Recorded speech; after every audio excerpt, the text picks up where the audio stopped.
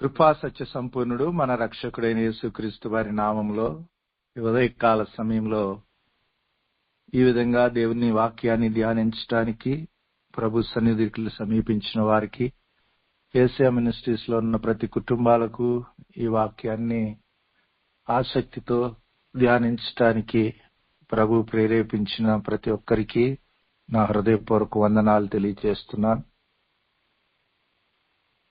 సర్వకృపానిధి ఒక దేవుడు ఆయన సార్వభౌమాధికారంలో మనలను ఆయన సన్నిధిలో ఉంచి తన ప్రియ కుమారుని గూర్చినటువంటి అనుభవ జ్ఞానం ఇచ్చి సృష్టికర్త అయిన దేవుడిని రక్షణకర్త అయిన యేసుక్రీస్తు వారిని ఆదరణకర్త అయిన పరిశుద్ధాత్మ దేవుని సహాయంతో ఈ లోకంలో ఆయనను వెంబడించడానికి దేవుడు మనకి అవకాశం ఇచ్చినప్పుడు ఆ మార్గంలో దేవుడు మనకు అనుగ్రహించినటువంటి ఈ విశ్వాస ప్రయాణంలో మన జీవితాలు ఆయనకు మహిమకరంగా అడుగులను వేయటానికి ప్రభు మన కొరకు ఎదురు చూస్తుండగా ఎప్పుడైతే మనం ఆయన సన్నిధిలో అలాగూ అడుగులను వేయగలుగుతామో ఈ లోకంలో వచ్చేటువంటి ప్రతి ప్రతికూల పరిస్థితులు కూడా ఆయనకు మహిమకరంగా మార్చబడతాయి. అలాంటి ప్రయాణాన్ని యోబు తన యొక్క జీవితంలో జరిగించి రాజులాగా తన యొక్క అడుగులను ఆయన సన్నిధిలో వేస్తూ ముందుకు నడిచాడు. అలాగే దావీదు తన యొక్క జీవితంలో దేవుని సన్నిధానం చెంత ఎన్నో ప్రతికూల స్థితుల మధ్యలో తాను ఒక మాట చెప్తాడు. ఈ దినపు మన యొక్క ధ్యానంగా 40వ కీర్తన 2వ వచనం మనందరికీ పరిచయం ఉన్నటువంటి మాట. అది నాశనకరమైన గుంటలో నుండి జిగటగల దొంగ ఊబిలో నుండి ఆయన నన్ను పైకెత్తెను, నా పాదాలు బండ మీద నిలిపి నా అడుగులను స్థిరపరిచెను. చదువుబడినటువంటి లేఖనము ప్రభు మనందరి జీవితాల్లో ఆయనకు మహిమకరంగా నెరవేర్చునుగాక. ఆమేన్. క్రీస్తునందు ప్రియ సహోదరి సహోదరులారా, ఈ లోకంలో నుంచి మనల్ని దేవుడు నిశ్చయంగా ఆ నాశనకరమైనటువంటి ఒక గోతిలో నుంచి దేవుడు మనల్ని పైకి లేవనెత్తాడు. ఎన్నో సందర్భాల్లో మనకంటే జ్ఞానం కలిగిన వారు, యోగ్యత కలిగిన వారు, అనేక రకాలైనటువంటి విద్య కలిగిన వారు, అధికారం కలిగిన వారు, ఆధిక్యతలు కలిగిన ప్రజలు ఈ భయంకరమైనటువంటి లోకం అనేటువంటి ఈ యొక్క అరణ్యంలో, ఈ లోకం అనే సముద్రంలో అవి వారిని లాగేస్తున్నటువంటి పరిస్థితులు ఉన్నాయి.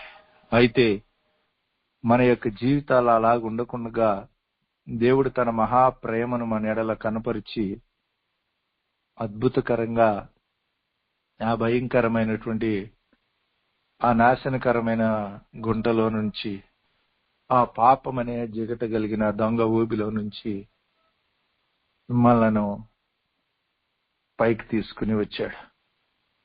అయితే అలాగ పైకి తీసుకుని వచ్చిన మన యొక్క జీవితాలు ఆయనకు మహిమకరంగా మన యొక్క మార్గాలలో మనం అడుగులను వేయటానికి ఆ బండ మీద నా పాదాలను నిలిపాడు.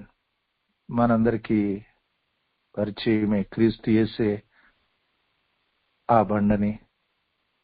అది మనలను ఆయనకు మహిమకరంగా మన అడుగులను స్థిరపరచగలిగినటువంటిదని,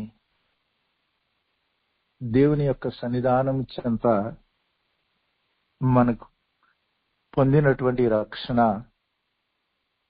మనకు దొరికినటువంటి గొప్ప భాగ్యము,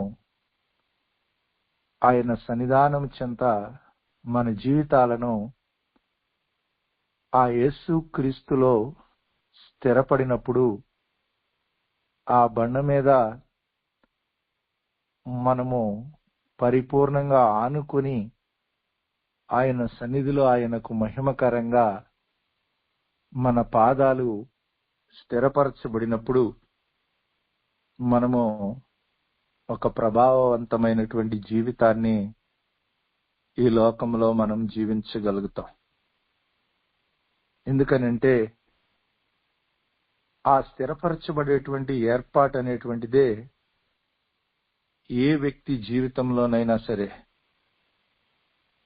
దేవుని గొప్ప కార్యాలను చూడటానికి అది వారిని నిలబెట్టేటువంటిది. మోషే ఆ విధంగా స్థిరపడటానికి తల్లి గర్భంలో రూపించబడినప్పుడే మోషేకి తాను వెళ్లాల్సిన మార్గం తెలుసు, తాను చేయాల్సిన పని తెలుసు, తాను దేవుడు ఎందుకొరకు భూమి మీద సజీవుడిగా ఉంచాడో కూడా తెలుసు. కానీ తన యొక్క జీవితంలో 80 సంవత్సరాల ప్రాయంలో 90వ కీర్తనలో దేవుని సన్నిధిలో ప్రార్థిస్తూ ఉంటాడు, ప్రభువా మా చేతి పనిని మాకు స్థిరపరచు అని. 90వ కీర్తన 17వ వచనం. ఆ యొక్క పరిస్థితి వరకు తన యొక్క జీవితంలో 80 సంవత్సరాల ప్రాయం వరకు ఆయన దేవునికి మహిమకరంగా ఆ అడుగులను స్థిరపరుచుకుని నడవలేనటువంటి ఒక పరిస్థితిలో తన ప్రయాణం ఉన్నట్లుగా మనము చూస్తాం. క్రీస్తునందు ప్రియ సహోదరి సహోదరులరా, ఈ లోకం అనేటువంటి ఆ భయంకరమైనటువంటి పరిస్థితుల నుంచి, పాపం అనేటువంటి ఆ జిగట కలిగిన దొంగ ఊబిలో నుంచి మనం బయటకు వచ్చిన అనేక సందర్భాల్లో ఆ ప్రభువైన యేసు క్రీస్తు మీద ఆనుకొని ఆ బండ మీద ఆ స్థిరపరచబడినటువంటి ఒక స్థితిలో ఆయనకు మహిమకరంగా మనం అడుగులను వేయలేకపోవటానికి కారణం ఏమిటి అనంటే, కొన్ని సందర్భాల్లో మన యొక్క ఆ ఉద్దేశాలు, మన ఆలోచనలను మనం నెరవేర్చుకోవటానికి ఈ భూమి మీద అడుగులు వేస్తూ ఉంటాం. అలాంటి పరిస్థితులను దాటి దేవుని యొక్క సన్నిధానం చెంత దేవునికి మహిమకరంగా మనం దేవుని ఏర్పాటును గుర్తెరిగి నడుచుకోవలసినటువంటి వారమై ఉన్నాం. ఎందుకంటే మన ఉద్దేశాలు ఏమైనా ఉండొచ్చు, కానీ అవి దేవుని ఆలోచన దగ్గరకు తీసుకుని వెళ్తే హృదయంలో అనేకమైన ఆలోచనలు పుడతాయి. కానీ దేవుని మాటే స్థిరమైంది. ఆ ఉద్దేశాలు ఏవైనా దేవుని మాటలో మనం స్థిరపరచుకుని నిలబడటం మన జీవితాల్లో అలవాటు చేసుకోవాలి. ఏదైనా ప్రతి సంగతిని ఈ లోకంలో స్థిరపరచాలి అని అంటే, ఎవరైనా ఏదైనా చెప్పారంటే ఆ చెప్పిన మాటకి 2-3 సాక్షులు వారిచ్చేటువంటి ఆ సాక్ష్యపు మాటల మీద ఈ లోకస్తులు ఆ సంగతులను స్థిరపరుస్తారు. అది సత్యమైన లేకపోతే అబద్ధమైన లోకంలో. అయితే దేవుని బిడ్డలుగా మన యొక్క జీవితాల్లో ఆయనకు మహిమకరంగా మన ముందుకు అడుగులను వేయటానికి మనకు దేవుడు అనుగ్రహించినటువంటి ఈ రక్షణ జీవితాన్ని ఆయన ఉన్నతమైన పిలుపు వైపుకి శక్తివంతంగా మోషే వలె మనం అడుగులను వేయగలగటానికి దేవుడు మన యొక్క జీవితాల ద్వారా ఏమి చేయాలనుకుంటున్నాడో ఆయన కార్యాన్ని జరిగించటానికి మోషే 80 సంవత్సరాల ప్రాయంలో స్థిరముగా ఆ మండుచున్న పొద చూచి తన యొక్క జీవితంలో దేవుని ఉన్నతమైన ఏర్పాటు వైపుకి శక్తివంతమైనటువంటి అడుగులను వేశాడు. అప్పుడు కూడా ఎన్నో రకాలైనటువంటి డౌట్స్ తన యొక్క మార్గంలో తనకు ఎదురైనాయి. అలాంటి పరిస్థితుల్లో దేవుడు ఆ డౌట్స్ అన్నిటినీ రెక్టిఫై చేసి దేవుడు అద్భుతంగా ఆయనకు మహిమకరంగా మోషేని నడిపించుకున్నాడు. కాబట్టి మనము ఆయన జీవము కలిగిన మాటను నమ్మితే మనము స్థిరపరచబడతాం. నమ్మకపోతే మనము స్థిరపరచకుండానే ఉండిపోతాం. యెషయా గ్రంథం 7వ అధ్యాయం 9వ వచనంలో ఆనాడు 3 రాజులను గురించి, వాళ్ళు వచ్చి పోరాటం చేస్తున్న పరిస్థితులను గురించి దేవుడు వారు చెబుతున్న మాటలు అవి నిలవవు, అవి జరగవు అంటే నమ్మటానికి కష్టమవుతుంది. దేవుని సన్నిధానం చెంత అలాంటి పరిస్థితులను దాటి దేవుని మహిమ కలిగిన మాట మీద నమ్మిక ఉంచి ముందుకు అడుగులను వేయవలసినటువంటి అవసరత ఉంది. అలాగే మన యొక్క జీవితాలను ఆయన తన ఉన్నతమైన ఏర్పాట్లో స్థిరపరిచి నడిపించి ఆయనకు మహిమకరంగా మనను ఫలవంతంగా నిలబెట్టాలని కోరుకుంటున్నాడు ఆయన. అందుకొరకు నిరీక్షణతో ఆయన ఎదురు చూస్తున్నాడు. మోషే జీవితం కొరకు 80 సంవత్సరాలు ఆయన ఎదురు చూశాడు. ఆయన ఉన్నతమైన ఆత్మ సహాయంతో తన కార్యాన్ని జరిగించాడు. అలాగూ క్రొత్త నిబంధనలో మన యొక్క జీవితాలను ఆయనకు మహిమకరంగా నడిపించుకొనటానికి అపోస్తలుడైన పౌలు గారి ద్వారా పరిశుద్ధ గ్రంథంలో దేవుని వాక్యంలో మనము చూసినప్పుడు కొలస్సీ పత్రిక 2వ అధ్యాయం 6-7 వచనాల్లో అపోస్తలుడైనటువంటి పౌలు గారు చెబుతున్న మాటను మనం చూసినప్పుడు అక్కడ మన ప్రభువైన యేసుక్రీస్తును అంగీకరించిన విధముగా ఆయన యందు వేరుపారిన వారై ఇంటి వలె కట్టబడుచు మీరు నేర్చుకొనిన ప్రకారముగా విశ్వాసమునందు స్థిరపరచబడుతూ కృతజ్ఞతాస్తుతులు చెల్లించుట యందు విస్తరించుచు ఆయన యందుండి నడుచుకొనుడి. ఆమేన్. క్రీస్తునందు ప్రియ సహోదరి సహోదరులారా, మనము ప్రభువైన యేసు క్రీస్తును అంగీకరించిన తరువాత ఈ లోకంలో నుంచి వేరై ఆ నాశనకరమైన గోతి నుంచి చీకటి గల దొంగ ఊబిలో నుంచి బయటకు వచ్చిన తరువాత మనము మన యొక్క విశ్వాసమునందు స్థిరపరచబడటం అనేటువంటిది మన యొక్క జీవితాల్లో ఎంతో అవసరం. మనం అనేక సందర్భాల్లో ఆ విశ్వాసమందు స్థిరంగా లేకపోతే ఈనాడు సమాజంలో ఎంతో మంది, చిన్నప్పటి నుంచి నేను మా అమ్మ నాన్న చెప్పారు, ఈరోజు ఒక సాక్ష్యం వింటున్నా, అన్నీలు అలా తీసుకుని వెళ్లి చర్చిలో వాళ్ళతో విపరీతమైన సాక్ష్యాలు ఇప్పిస్తున్నారు. నేను 20 సంవత్సరాలు ప్రార్థన చేసినంత కాలము నాకు ఇల్లు కట్టబడలా, మాకు పెళ్లి అవలేదు, నేను వదిలేసి పలానా దీనికి వెళ్తున్నాను, 20 సంవత్సరాల తర్వాత ఇప్పుడు ఇల్లు పెళ్లి జరిగింది అని. దేవుని సన్నిధిలో ఇలాంటి కొన్ని విషయాలను ఈ అంత్యకాలంలో మన చుట్టూ ఉన్న సమాజం నుంచి ప్రజలను ప్రభావితం చేస్తున్న పరిస్థితుల్లో భౌతిక సంబంధమైనటువంటి ఏర్పాట్ల మీద మన విశ్వాసం ఉంచామా?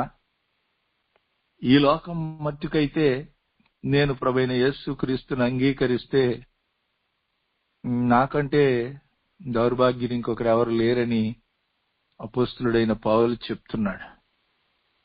ఈనాడు అనేక విధాలైనటువంటి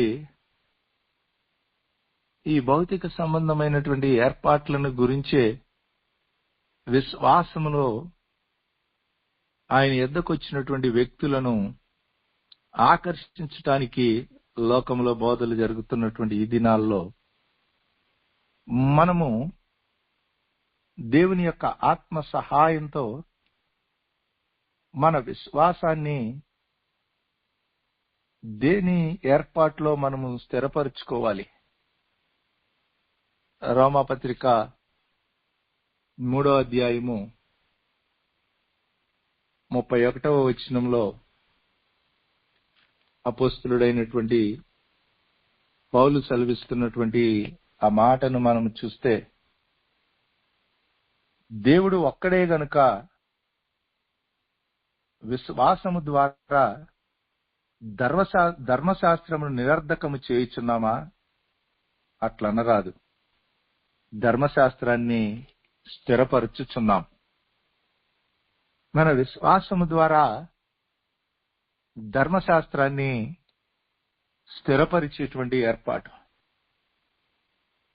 విశ్వాసం మూలముగాను మన యొక్క జీవితాల్లో సున్నతి గలవారు విశ్వాసము ద్వారా, సున్నతి లేనివారు విశ్వాసము ద్వారా నీతిమంతులుగా తీర్చబడుతున్నారని. విశ్వాస మూలముగాను విశ్వాసము ద్వారాను. ఇది మనకు అర్థం కావాలంటే యాకోబు రాసిన పత్రిక 2వ అధ్యాయము 19 నుంచి 25 వరకు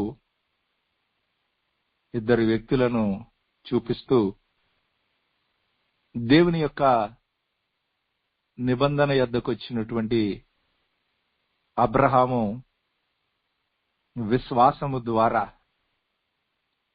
దేవుని సన్నిధానము చెంత ఏ విధంగా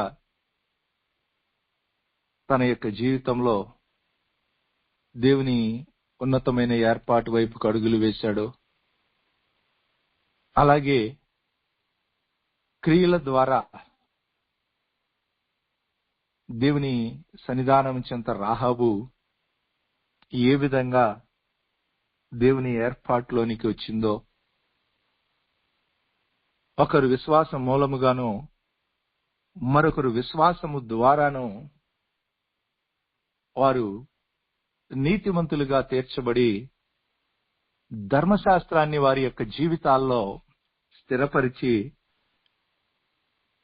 నేటి వరకు దేవుని యొక్క సన్నిధానం చెంత వారి యొక్క కుటుంబాలు దేవుని మహిమ కలిగిన ప్రణాళికలో ఉండి ఆ విశ్వాసమందు స్థిరపరచబడినటువంటి వారిగా వారు అడుగులు వేస్తున్న విధానాన్ని మనము నేటి వరకు చూస్తున్నాం. దేవుని జీవము కలిగిన మార్గంలో నడవటానికి నిలబడినటువంటి మనము ఆయన రాకడ దినాల్లో భూమి మీద విశ్వాసాన్ని కనుగొందునా, ఆ విశ్వాసాన్ని అని చెప్తున్నాడు ఆయన. కాబట్టి మనము విశ్వాసమును స్థిరముగా మన యొక్క జీవితాల్లో ఉంచుకోవటం అనేటువంటిది చాలా ప్రాముఖ్యమైనటువంటి ఏర్పాటు. విశ్వాసమందు స్థిరంగా లేకపోతే యేసుక్రీస్తు వారు అన్నారు, ఇదిగో నమ్ముచున్నావా అంటే ఆయన హృదయపూర్వకంగా చెప్పాడు, అయ్యా నమ్ముతున్నా కానీ అపనమ్మిక రాకుండా నాకు సహాయం చేయ అని.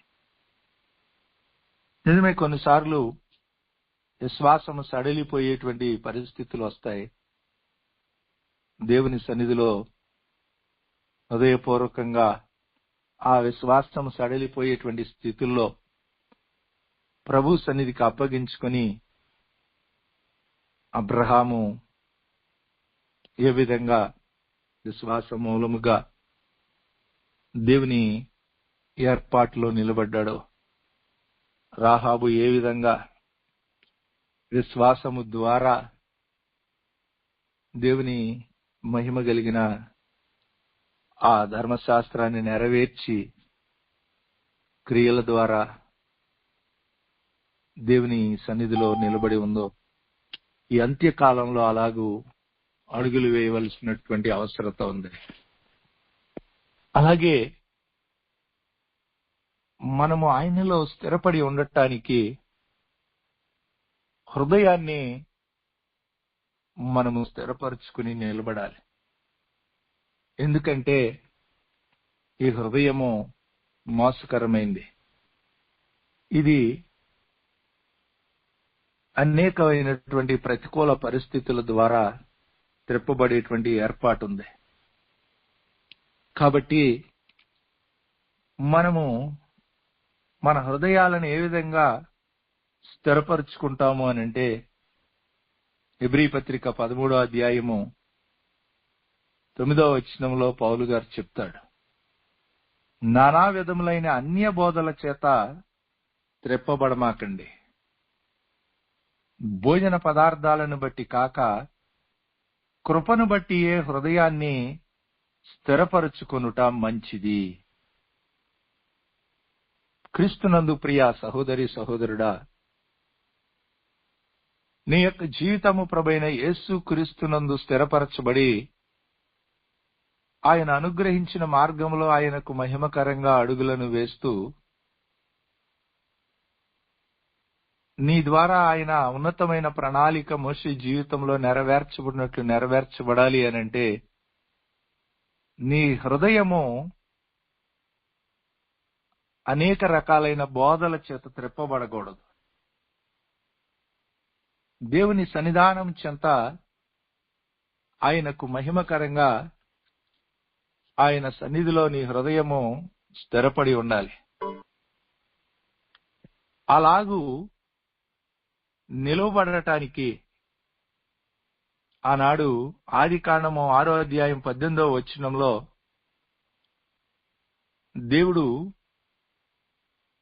దేవుని ఉన్నతమైన పిలుపును పిలిచినప్పుడు దేవుని ఏర్పాటుకి విధేయత చూపించి దేవుని మాటకి విధేయుడయ్యి నోవాహు తన యొక్క హృదయాన్ని స్థిరపరుచుకున్నాడు. 18వ వచనంలో ఆయన అంటాడు, నీతో నా నిబంధనను స్థిరపరచుదును, నీవును నీతో కూడా నీ కుమారులను నీ భార్యయు నీ కోడండ్రును ఈ ఓడలోనికి ప్రవేశింపవలను. అలా క్లియర్ గా దేవుడు తనకి సెలవిచ్చాడు. ఇలాగ నోహు తన హృదయాన్ని స్థిరపరుచుకునే విషయంలో నోహుకి దేవుడు కృప చూపించాడు. ఆ కృప ద్వారానే ఆదికాండం 6:8 నోవాహు యెహోవా దృష్టిని యందు కృప పొందినవాడాయెను. ఈ లోకంలో మన హృదయాలు అనేకమైనటువంటి బోధల చేత త్రెప్పబడేటువంటి పరిస్థితులు కలిగినప్పుడు దేవుని యొక్క కృప దగ్గరకు మనం వెళ్ళి ఆయన సన్నిధిలో మనం నిలవబడాలి. 120 సంవత్సరాల పాటు తన హృదయాన్ని నిబ్బరంగా నిలబెట్టుకున్నాడు నోవాహు. ఒక్కరోజు 2 రోజులు, 1 సంవత్సరం, 2 సంవత్సరాలు, 5 సంవత్సరాలు, 10 సంవత్సరాలు, 20 సంవత్సరాలు, 40 సంవత్సరాలు కాదు. చుట్టూ ఉన్న ప్రజలందరూ ఇల్లు కట్టించుకుంటున్నారు, పెళ్లిళ్ళు చేసుకుంటున్నారు, అనేక రకాలైనటువంటి విందులు వినోదాలతో వారి జీవితాలు గడుస్తూ ఉన్నాయి. ఈ అంత్యకాలంలో కూడా నోవాహు దినాల్లో ఎలా ఉంటారో ఈనాడు అలాగే ఉంటారని దేవుని లేఖనం చెబుతుంది. ప్రభువైన యేసు రాకడ దినాల్లో, అలాంటి దినాల్లో మన హృదయము ఆయన మీద స్థిరంగా నిలిచి ఉండగలగాలి అని అంటే మన జీవితాలకు ఆయన కృప ఎంతో అవసరం. ఆయన కృప చేత మనం భద్రపరచబడటము, దినదినము ఆయన కృపాసనం యొద్దకు వెళ్లి మనకు కలిగే ఆలోచనలు, తలంపులు, ఉద్దేశాలన్నిటిలో మన హృదయంలో నుంచి కలిగే ఎన్నో రకాలైనటువంటి ప్రతిస్పందనల మధ్యలో ఆయనకు అప్పగించుకుని ఆయన పిలుపును, ఆయన ఏర్పాటును గుర్తిరిగి నోవహు వలె ఆ కుటుంబం ఏ విధంగా ప్రభు సన్నిధిలో నిలబడిందో అలాగూ మనము మన హృదయాన్ని స్థిరపరుచుకుని ఆయన కృప ద్వారా మనం ఈ లోకంలో ముందుకు అడుగులను వేయటము, మనం ఏమై ఉన్నామో అది ఆయన కృప ద్వారానే అయ్యున్నామని ఒక విరిగి నలిగిన హృదయంతో దినదినము కన్నీటితో ఆయన సన్నిధిలో మనము 2 కన్నీటి బొట్లైన ఆయన సన్నిధిలో కార్చి ఆ మెత్తనైనటువంటి హృదయంతో దేవుని సన్నిధిలో మనం అడుగులను వేయటం మన జీవితాలకు ఎంతో ఆశీర్వాదకరం. మూడవదిగా మనం చూస్తే, మనం ఆయనలో స్థిరపరచబడి ఆయనకు మహిమకరంగా ఈ భూమి మీద మనం అడుగులను వేయటానికి పేతురు రాసిన 2వ పత్రిక 1వ అధ్యాయం 12వ వచనంలో పేతురు గారు చెబుతున్న మరొక మాటను మనం చూస్తాం. కాబట్టి మీరు ఈ సంగతులను తెలుసుకుని మీరు అంగీకరించిన సత్యమందు స్థిరపరచబడి ఉన్నను, వీటిని గూర్చి ఎల్లప్పుడూ మీకు జ్ఞాపకము చేయుటకు సిద్ధముగా ఉన్నాను. క్రీస్తునందు ప్రియా సహోదరి సహోదరుల, ఆయనకు మహిమకరంగా నీవు నీ యొక్క రక్షణ జీవితాన్ని కొనసాగిస్తూ నీ ద్వారా దేవుడు చేయటానికి ఉద్దేశించిన ఆయన ఏర్పాటును సంపూర్తి చేయాలి అనంటే నీవు సత్యమందు స్థిరపరచబడి ఉండాలి. ఇక్కడ తాను బోధించినటువంటి ఉపదేశాన్ని గురించి పేతురు గారు అంటున్నాడు, మీరు సత్యమందు స్థిరపరచబడి ఉన్నా సరే మరలా నేను వీటిని గూర్చి ఎల్లప్పుడూ మీకు జ్ఞాపకము చేస్తూ మీ హృదయాలను రేపుతూ ఉంటాను అంటున్నాడు. ఆదిమ సంఘము చాలా స్పష్టంగా ఆ సత్యమందు స్థిరపరచబడి నడిచింది. ఈనాడు ఉన్నట్లుగా ఆదిమ సంఘం లేదు.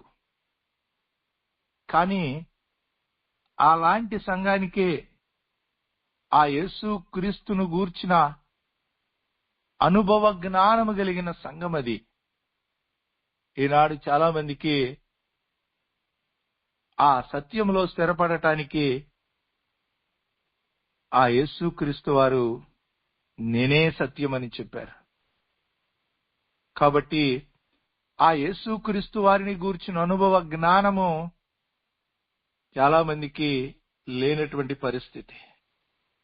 ఎందుకంటే విశ్వాసంలో ఉండాల్సినటువంటి ఆ 7 లక్షణాలని అక్కడ చెప్తాడు. 1వ అధ్యాయము 5 నుంచి 8 వచనాల్లో. ఈనాడు అనేక మంది విశ్వాసుల జీవితాల్లో ఈ యొక్క అభ్యాసము లేనటువంటి పరిస్థితి. విశ్వాసములో సద్గుణము, సద్గుణములో జ్ఞానము, జ్ఞానమందు ఆశా నిగ్రహము, ఆశా నిగ్రహములో సహనము, సహనమందు భక్తి, భక్తి యందు సహోదర ప్రేమ, సహోదర ప్రేమ యందు దయ. ఇవి ఆ ఆదిమ సంఘములో కలిగి వాళ్ళు సత్యమందు స్థిరపరచబడి ఉన్నారు. ఆ సత్యమందు స్థిరపరచబడి యేసుక్రీస్తు వారిని గూర్చిన అనుభవ జ్ఞానములో వారు ఏ మాత్రమును కూడా లోపం లేని వారిగా, సోమరులుగా, నిష్ఫలులుగా లేకుండా అద్భుతంగా వాళ్ళు అడుగులు వేస్తున్నారు. అయితే మరలా ఎప్పుడైనా ఆ విధంగా దేవునికి మహిమకరంగా ఫలించని పరిస్థితులు వారి జీవితాల్లో ఎదురవుతాయేమో, ఆ సత్యానికి లోబడని పరిస్థితులు, ఆ సత్యమందు స్థిరపరచబడని పరిస్థితులు కలుగుతాయేమోనని నేను ఎల్లప్పుడూ జ్ఞాపకం చేయుచున్న బాధ్యత అని చెబుతున్నాడు. ఈ అంత్యకాలంలో దేవుడు మనకు కొరకు ఉద్దేశించిన ప్రయాణాన్ని మనం చేయటానికి, అందుకే యేసు ప్రభువారు యోహాను సువార్త 17:17 అన్నాడు, నేను లోకంలో నుంచి వెళ్ళిపోతున్నాను, వేరే లోకంలో నుంచి తీసుకుని వెళ్ళాలని నేను అడగట్లేదు, దుష్టు నుంచి తప్పించండి, నిశ్చయంగా నేను వీరికి వాక్యం ఇచ్చాను, నీ వాక్యమే సత్యము అని చెప్పి తండ్రికి ప్రార్థించాడు. కాబట్టి ప్రభువైన యేసుక్రీస్తునందు మనము ఆయన యొక్క వాక్యాన్ని ప్రతి పరిస్థితిలోనూ మనం నెరవేర్చడానికి, మనకు అనుగుణంగా దాన్ని మలుచుకొనకుండా ఆయన మహిమ కలిగిన ప్రణాళిక నెరవేర్చడానికి ఆయన సన్నిధిలో వాక్యమందు స్థిరపరచబడి ఆయన ఉన్నతమైన ఏర్పాటు వైపుకి అడుగులు వేయటానికి నిలబడినప్పుడు నిశ్చయంగా నీ జీవితం ద్వారా నీ యొక్క మహిమ కలిగిన మార్గాన్ని దేవుడు నీకు వెల్లడిపరిచి నిశ్చయంగా నీ జీవితం ద్వారా అనేక ఆత్మలకు రక్షణకరంగా ఆ భయంకరమైనటువంటి ఐగుప్తు చెర నుంచి 20 లక్షల మంది ప్రజలని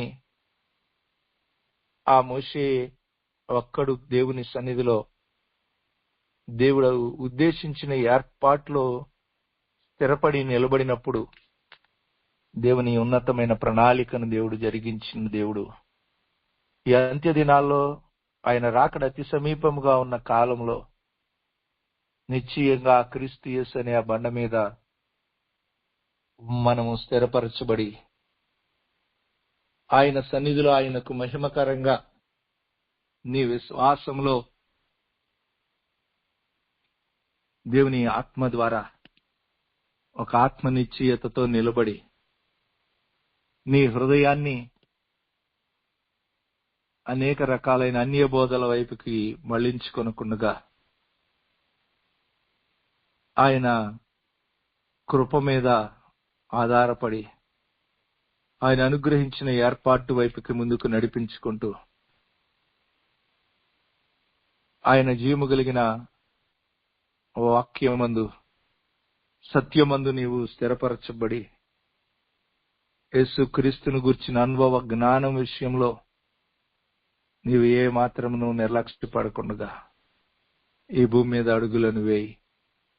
నీ ద్వారా దేవుడు తన మహిమ కలిగిన ప్రణాళికను జరిగించుకుని ఆయన నీ ద్వారా చేయటానికి ఉద్దేశిస్తున్న సమస్త కార్యాలను జరిగించటానికి ఆ ప్రభువు నిన్ను స్థిరపరిచి ఆయనకు మహిమకరంగా అభిషేకించి ఆయన ఉన్నతమైనటువంటి కార్యాలను ఆయన జరిగించి నీ ద్వారా తన నామానికి మహిమ తెచ్చుకొనును గాక. ఆమేన్. అత్యంత కృపయు విశేషమైన కనికరం కలిగిన తండ్రి, మీకు వందనాలు.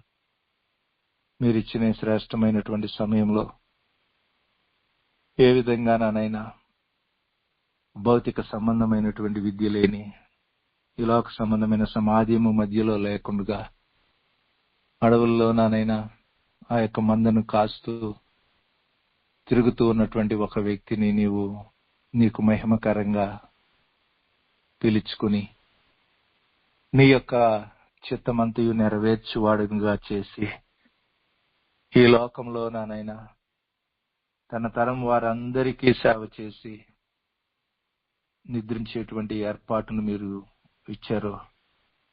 అందుకు మూలమైనటువంటి ఆ బండ మీద తన పాదాలను నిలిపి ఆ అడుగులను స్థిరపరుచుకుని నీకు మహిమకరంగా నడిచేటువంటి కృపనిచ్చింది దేవుడు.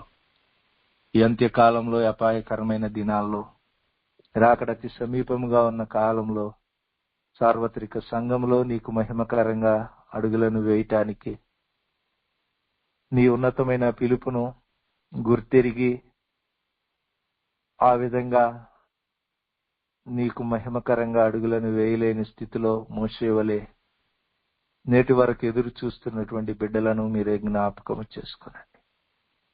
వారి యొక్క విశ్వాసాన్ని స్థిరపరచండి. వారి యొక్క హృదయాలను నానైనా నీ కృపలో స్థిరంగా నిలబెట్టండి. సత్యమందు వారిని స్థిరంగా నిలిపి నానైనా నీ రాకడ పర్యంతము నీకు మహిమకరంగా కోట్లాది మంది జీవితాలకు మేలుకరంగా ఈ వాక్యం విన్న ప్రతి ఒక్క బిడ్డ జీవితాన్ని మీరు సిద్ధపరచండి. మరలా మీరు అక్కడ ఆలస్యమైతే మేమందరము నీ ఉన్నతమైనటువంటి ఏర్పాట్లో మీకు మహిమకరమైన సాక్షులుగా కలుసుకుని పర్యంతము నీ కృపా భద్రతనిచ్చి నడిపించి మహిమ పొందమని యేసుక్రీస్తు వారి శక్తి కలిగిన నామమున ప్రార్థించుకుంది నామ తండ్రి, ఆమేన్. మన తండ్రి అయిన దేవుని ప్రేమ, ఆయన ప్రియ కుమారుడైన యేసుక్రీస్తు వారి కృప, పరిశుద్ధాత్మ దేవుని ఆదరణ సహవాసం ఇలాగూ ఆయన కలిగి ఉన్నటువంటి ఆయన ప్రణాళికలను గుర్తెరిగి ఆయనకు మహిమకరంగా అడుగులను వేస్తున్న వారికి కూడిన మనకును మన కుటుంబాలకు ఈ యొక్క వాక్యం వింటున్న ప్రతి ఒక్కరికి ప్రభు రాకడ పర్యంతము తోడయుండి ఆయన ఉద్దేశాన్ని సంపూర్ణంగా నెరవేర్చే వరకు ఆయన సన్నిధితో నడిపించును గాక. ఆమేన్. యేసు రక్తమే జయం, సిలువ రక్తమే జయం. ప్రభు యేసుక్రీస్తు వారి నామమునకే సంపూర్ణమైన విజయం. అపవాది క్రియలకు అనంత నాశనము. యేసుక్రీస్తు వారి నామమునకే పరిపూర్ణమైన విజయం. మనకు ఆశీర్వాదం కలుగునుగా. ఆమేన్.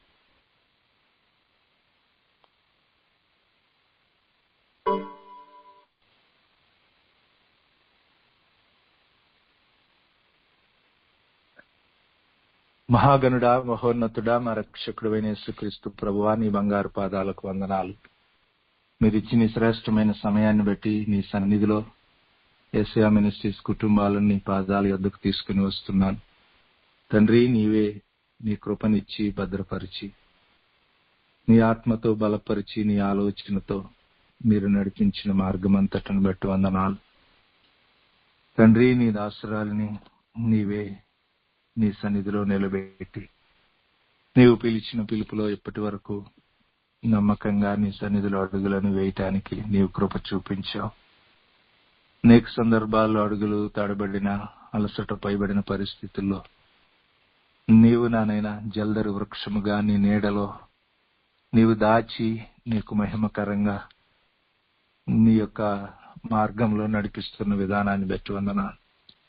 అటు మార్గంలో నీకు మహిమకరంగా నీ దాసురాలతో కూడా కలిసి ఇప్పటి వరకు నమ్మకంగా అడుగులను వేసిన ప్రతి కుటుంబాన్ని మీరే నీ మహిమ కలిగిన ఆత్మతో నింపి నడిపించమని వేడుకుంటున్నాం. నీ గొప్ప కార్యాలను, నీ శక్తి కార్యాలను, జరుగునాని వారు అనుకొనని కార్యాలను, భీకరమైన కార్యాలతో ప్రతి కుటుంబాన్ని నీకు మహిమకరంగా నీలో స్థిరపరచమని వేడుకుంటున్నాం తండ్రి. ఎప్పటి వరకు నీ ఉన్నతమైన పిలుపులో నీకు మహిమకరంగా ఈ పరిచర్యను నడిపించుకున్న దేవుడవు.